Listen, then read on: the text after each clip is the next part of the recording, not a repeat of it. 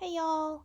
I created this video to explain each part of an individualized education plan or an IEP.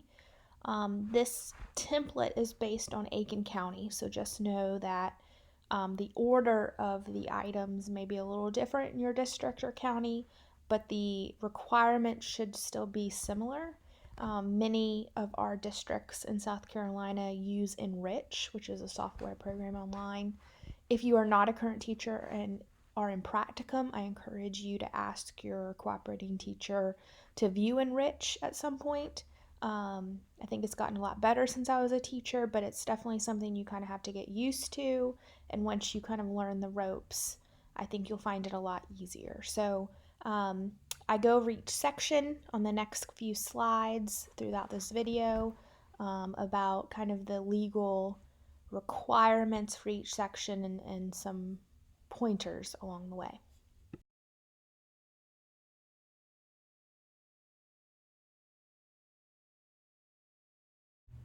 So the first part of the IEP is generally just demographic information about the student. You'll notice the student's legal name, date of birth, there's probably an ID of some sort, and the date of the IEP meeting that this IEP is probably going into effect or being implemented. Often that kind of information is sometimes automatically generated as a header on the software in the IEP system, so that every page would say, for instance, the student's name and probably ID. Then you'll notice the type of plan. Annual review is the plan you have to do at least once annually. You have to meet as a team, discuss the goals, amend any support and services. Sometimes, though, you might have an amendment to an IEP. Remember, you can amend the IEP as many times as you need throughout the school year. You could actually do it 100 times if needed. I don't recommend that, but technically you could. So it might actually be an amendment to an IEP. The enrollment section is next. You'll notice the district, the service school, and the home school. These are important because sometimes in your district, the student's home school, i.e., where that student lives, perhaps may not have the services that the student needs. And so the student would be required, and probably the district would be required to transport the student to a different school who houses the services the student needs. So that's an important distinguishing factor on an IEP. I think it also helps the districts plan for classrooms. If you have 10 students who are going to another school for self-contained, all from this specific homeschool, then they might consider creating a self-contained class in that homeschool. So I think it helps make decisions broader on a district level. And then you'll notice the students' actual grades. This isn't necessarily the developmental level. For instance, I could have a fifth grader who's reading on a first grade level. I would still put fifth grade in that box because technically he is a fifth grader.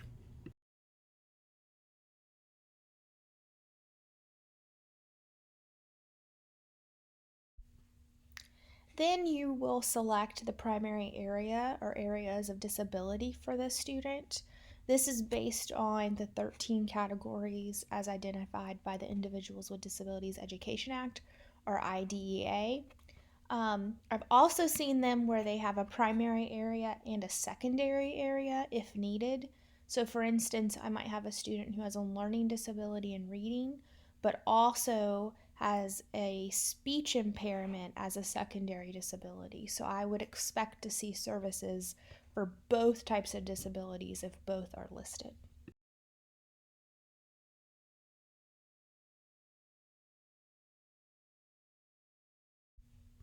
These next couple of sections located on this slide are actually very important. They may just seem like a checkbox, but they impact your alignment for the rest of your IEP. The first part is parent guardian information. This is just where you list the names and contact information for the guardians. In my experience, it's helpful to list every contact number or email that you have just as an official record. And then the date section is very important. The IEP start date and IEP end date. Typically, the IEP start date, for instance, it's November 25th, 2019. So if my IEP starts today, my IEP would end November 24th, 2020. So it's 1 year and 1 day less apart from each other. Now, the IEP start date can mean and be lots of things.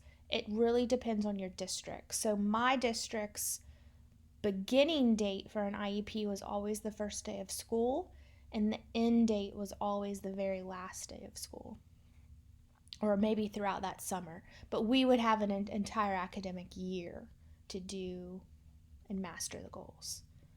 Some base their IEPs on students' birth dates.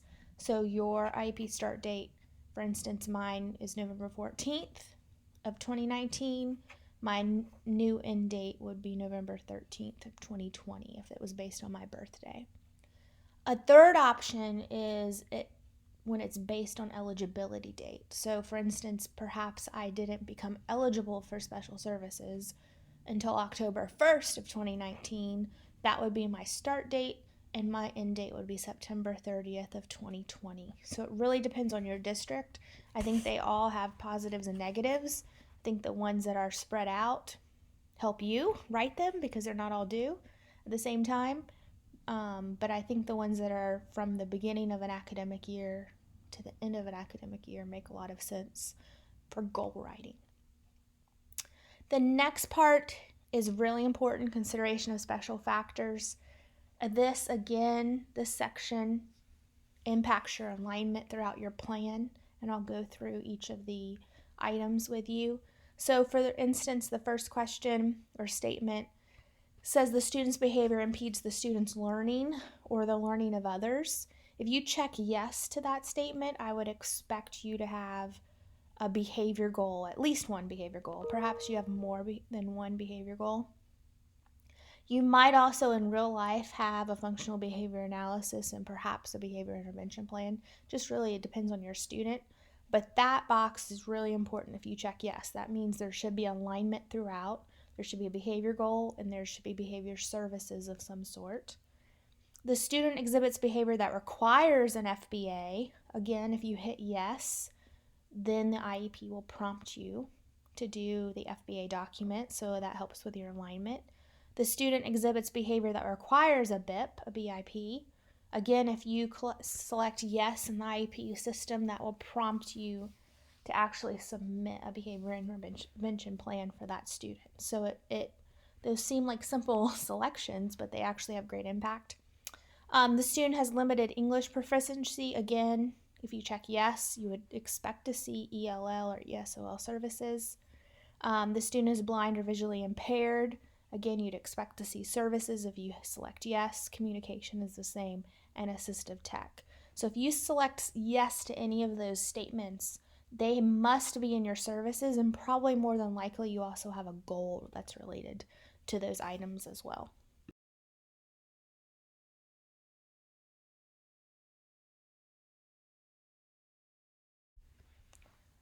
The next section is probably your most important for this entire plan. The present levels of academic achievement and functional performance, which is now PLAF, which is formerly PLOP, which was present levels of performance. So if you hear me say PLOP, please know that I'm meaning present levels of academic and functional performance. I'm using them interchangeably at this point. It's just a lot easier to say PLOP.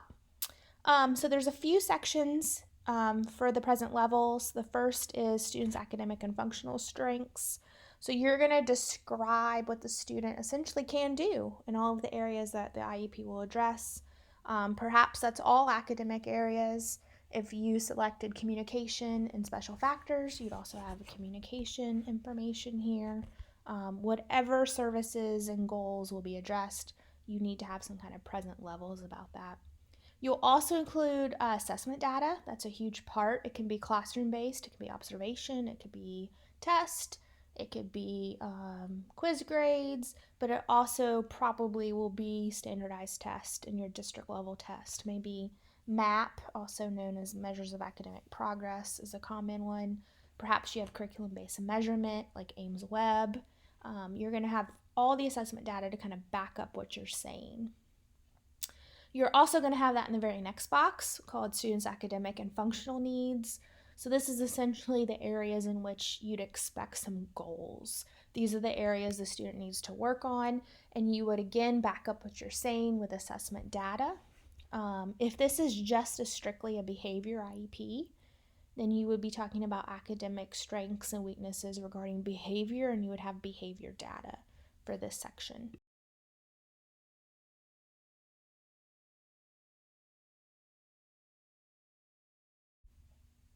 The final two sections for your plot include the impact of the student's disability. Remember to qualify under the Individuals with Disabilities Education Act for one of the 13 categories of disabilities. Your disability must have an adverse effect on your educational performance. You would justify that in this section. Mine, for instance, my students were self-contained, so they obviously needed a modified curriculum, and that is what I used. I would use the norms for their same age peers versus their actual performance to justify the need for the IEP, but also the impact of the disability. And then you would describe how the students and parents collaborated to determine your plot. Hopefully, you were communicating with them. They are very important parts of the IEP team. And so you would just describe that. Perhaps the parent has concerns, maybe about social skills or behavior, and you would just describe that there.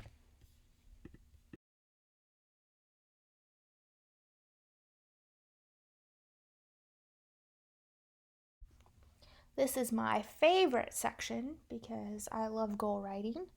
So you will write at least one goal for all of the students' needs. You may have multiple goals around the same subject or construct. So if the student really struggles in math, perhaps you have 3 or 4 math goals. If the student struggles with self-regulation or behavior, perhaps you have more than one behavior goal. It really just depends on the student. But the most important thing is it's aligned to your present levels. So if you identified 5 needs for this student, I would expect a minimum of 5 goals in this section. You will also write them in measurable and observable ways, so they'll all have criteria. For instance, maybe you want the student to answer math computation facts with automaticity, with at least 80% accuracy or something like that. The percent accuracy might also need trials. So if it's something like flashcards or something, vocabulary or computation facts, it's always good to do trials for goals because then you can prove that the student didn't just get the answer correct by chance. So perhaps they have to respond to those computation facts across 5 consecutive trials with at least 80% accuracy for all of them. This is where I recommend you go to that formula that I'll present in the module for you about how to write goals that are measurable and observable. The frequency of progress reports to parents will depend on your district, but typically they're given every 9 weeks along with report card grades. You'll send a report home about all of the students' goals and whether the student's progressing or mastered or not making any progress at all.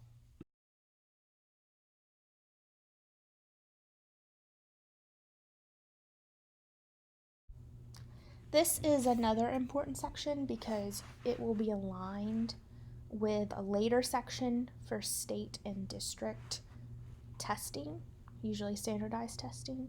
But in this section, you'll list all accommodations the student requires. This might be read aloud of test, also called oral administration. It might be preferential seating. It could be some kind of behavior contract the student needs.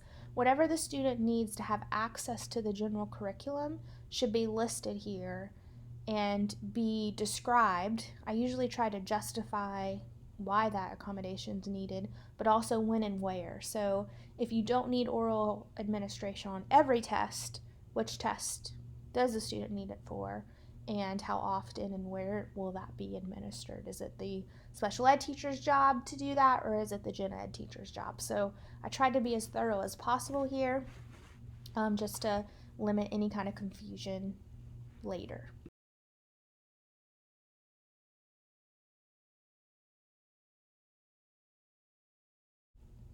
This section is where you'll list any modifications. Remember, an accommodation levels the playing field, a modification changes the playing field. So, for instance, I could have my fifth grader read a first grade level on a first grade level. So, I would be doing a modified curriculum with that student.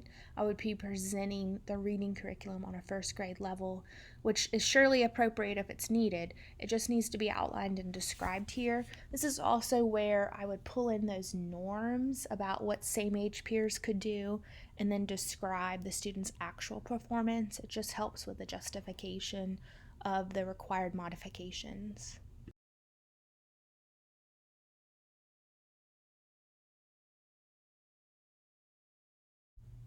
In this section, you'll outline all of the services the student needs to have access to the gen ed curriculum or modified curriculum. These services can be academic, so perhaps the student will get resource support, a pull-out service. Perhaps the student will receive co-teaching in the gen ed class, so a special educator would actually go into the general education classroom and provide support overall. Perhaps the student gets support in a self-contained class and receives modified curriculum. All of that would be described in this section. The student could actually get support in lots of other service areas. For instance, behavior. Maybe the student needs to check in with the special educator a couple of times a day, almost like a consult. Perhaps it's like the check in, check out method. The student could also get speech or occupational therapy or different type of related service that would be outlined here. Transportation that's different than same age peers would also be outlined in this section. Perhaps the student needs a special school bus, whether that's for behavior or for mobility challenges. That would be outlined here as well. I've given you a couple of examples in this document and the document that I uploaded to our module. The most important part of this, though, is the amount of services for each. So, for instance, if I have a child who goes to resource for 30 minutes a day, that would be 150 minutes a week. If we put that in the IEP, we're legally bound to give that student 150 minutes a week of resource support. So you have to be kind of mindful and balance what you can do and what the student needs, and being most resource teachers are pretty clever about their time and how to accommodate such a large caseload every single day and to meet those required minutes. But I just wanted to note that because it's really important for you future or current resource teachers out there and other special educators. But resource, I think, is probably the trickiest, to make sure that we get the number of minutes that we say that we're going to give, that we actually can do that.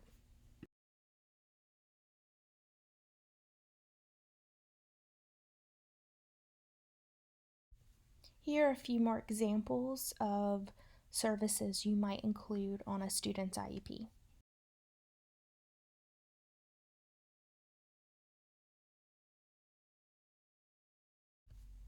This is the section when we were talking about accommodations and modifications that I said would need to be aligned with that.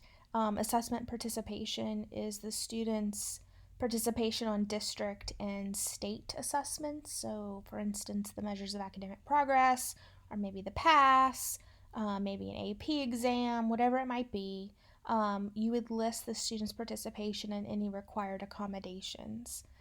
Why this is so important is because you cannot have an accommodation listed here that was not listed in the accommodation/modification section earlier, which makes a lot of sense. We don't want to provide accommodations to students on a state test that they don't actually get daily or routinely, at least in the gen ed or special education classroom. So when you're creating and developing IEPs, please just make sure that these sections are aligned.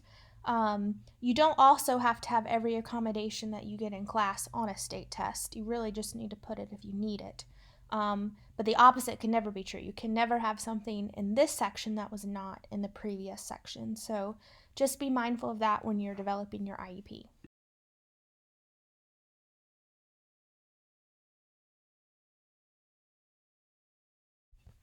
This is also another important section because the least restrictive environment is a principle of the Individuals with Disabilities Education Act. It states that the student will be educated in the environment that is most like their same age peers, if possible. So the chart actually outlines the types of placements that are typical in districts from least to most restrictive. So you'll see the gen ed classroom obviously is the least restrictive. That is the environment that's like their same age peers. You might have gen ed plus consult, which usually is like a behavior or an organization consult. So maybe the student just checks in with the behaviorist or the special educator a couple times a day about behavior, or maybe the teacher just checks to make sure the student has his or her agenda ready and for it to be signed by a parent. That's really just a small amount of time typically. The third is gen ed plus resource support. So that's that pull out service we've been talking about. Then the student could be in the gen ed part time and the self contained classroom part time. That might mean the student can keep up with gen ed curriculum for most subjects, but perhaps has just one where they need a modified curriculum. So, for example, I had a fifth grader who only came to my self contained class for math because he was 4 grade levels below his same age peers in math, but he could keep up in reading and all the other subjects. So he would have fit that part time in gen ed, part time in special class. The special class or self contained full time, that's what I used to teach. All of my students received a modified curriculum in every subject, and they were with me all day, with the exception of like art and PE, all of those specials. And then the student might have a special school or placement. So perhaps it's an alternative school due to behavior, perhaps it's some kind of psychiatric facility. If there's a mental health concern, you would just describe that here. So for the LRE, the least restrictive environment section, you would outline the placement that is the most beneficial for the student. You will outline where the student will receive instruction. So maybe, for instance, if you pick part-time gen ed, part-time special class, you would just describe how that would work and why that's needed. And then the participation with students without disabilities. So are there times throughout the day the student will not be with same age peers? For instance, my students were not with same age peers for the majority of the day. I would just describe why that's needed and when and where that would occur. So that's what you will put for the LRE section.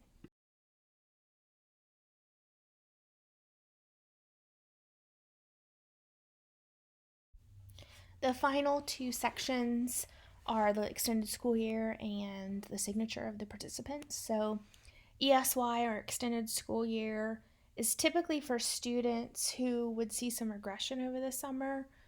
So they might need to attend some kind of summer school activity where they would still work on their goals or some skills that they really need. A lot of times it's functional skills or life skills. Um, my students, for instance, I had the mild, moderate, self contained. They never qualified for ESY. So you really just kind of need to examine your district's policy about who can qualify for this part. And then the easiest part of all, just outlining who your meeting participants are. Obviously, you must have a parent or guardian, your SPED teacher, your gen ed teacher, your related services providers if needed. You also might have a school psych here, especially if it's an eligibility IEP, and an LEA, or local education agency representative. That often is your administrator or guidance counselor. That person signs off and says, we can do this, we can provide services at our school. So all of these IEP meeting members are vital, and all of their inputs really, really important.